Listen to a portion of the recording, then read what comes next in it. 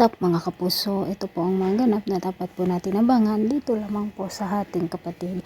Nalaman na nga po ni Chris ang iniuutos ni Bia dito kay Bel at galit na galit nga ito at nasampal nga po niya si Bia mga kapuso.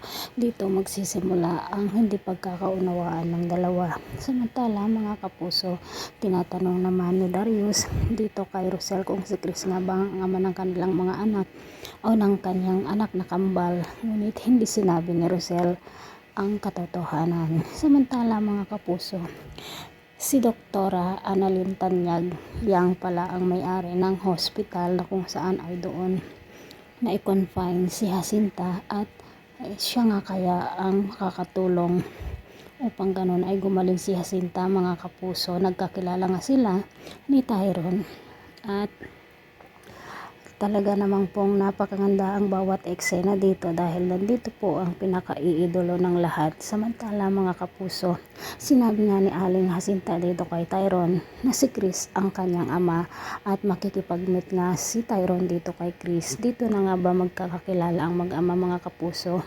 Ito na nga ba ang umpisa para mabunyag ang bawat lihim? Maraming salamat. Thanks for watching. Bye-bye.